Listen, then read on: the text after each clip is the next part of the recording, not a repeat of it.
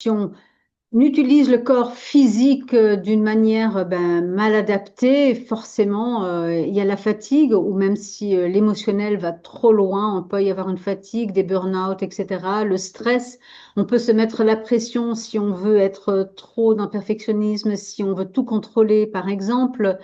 L'autodénigrement, on redescend dans notre émotionnel, peut aussi être une éponge émotionnelle, plein de peur. Les doutes, c'est plutôt au niveau du mental, de ne pas savoir où on en est, comment gérer les choses, quel choix faire, les ruminations. Donc, les points communs, on vous les a listés, les quatre raisons, et on va venir après les aborder une par une en vous donnant des exemples concrets, évidemment. Donc, Véronique en a déjà parlé succinctement, hein, là, avec les petites bulles de symptômes, hein, mais à partir du moment où un ou plusieurs corps d'expression est mal utilisé, bam, liste de symptômes. Et ou, parce que c'est des et ou à chaque fois, Mhm. si de nombreuses qualités de vos corps d'expression ou de la personnalité sont opacifiées, on va venir sur le terme juste après, rebelote les symptômes qu'on a vus. Si les trois corps d'expression ne savent pas coopérer ensemble sous l'élan de la personnalité, encore une fois, les symptômes et la méconnaissance d'autrui dans son unicité entraînent également tous ces symptômes-là. On va revenir sur chacun des points avec des exemples pour les différents corps d'expression et de la personnalité pour que ça soit beaucoup plus parlant pour vous. En images, pour que vous compreniez justement grâce à nos chiens de traîneau, c'est quoi un ou plusieurs corps d'expression mal utilisés? Bah, vous voyez, là, le chien, il est sur deux pattes. On sait très bien qu'un chien, pour qu'il court bien et qu'il puisse traîner un traîneau, c'est quand même mieux qu'il utilise ses quatre pattes. Et donc là, on comprend que le symptôme qui peut venir tout de suite, bah, c'est la fatigue et c'est des soucis corporels, etc. C'est assez évident. De frustration, Voilà. de ne pas y arriver, de ne pas aller aussi vite que les autres.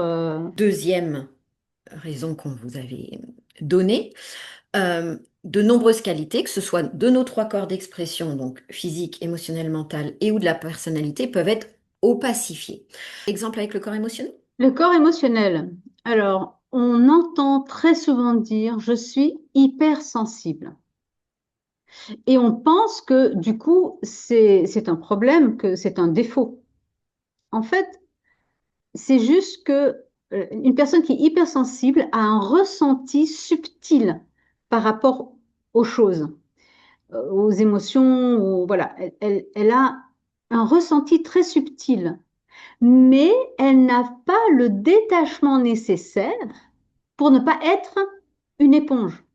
Donc, le ressenti subtil est une qualité, être sensible est une qualité, être hypersensible devient un défaut parce que la qualité a été opacée. Un autre exemple? Un autre exemple, comme par exemple l'impatience.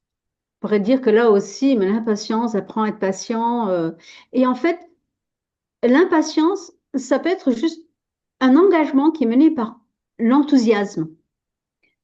Je veux j'aimerais que ça se mette en place, c'est super, j'ai envie que ça se mette en place.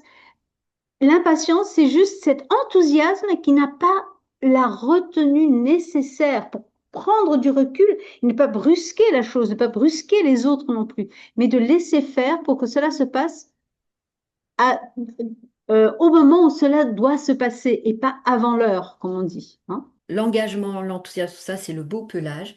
Opacifié par ce manque de retenue, et ben ça devient le chien boueux qui s'appelle impatience. Donc Impatience. voilà, et j'espère que vous comprenez bien euh, pelage, le beau pelage, couche de boue qui crée un chien boueux que nous, dans la vie de tous les jours, on appelle un défaut, mais dans les accompagnements qu'on peut faire et tout ça, on ne parle plus de défaut parce que il n'existe pas. On voit qu'en fait, ce n'est qu'une qualité boueuse, opacifiée comme on le nomme, ou brute. On vous donne un exemple avec le corps mental. Même trois exemples.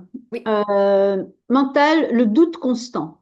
Ça vient, la qualité derrière est qu'on peut voir différents aspects de nuances d'une même chose, le yin-yang. Vous voyez.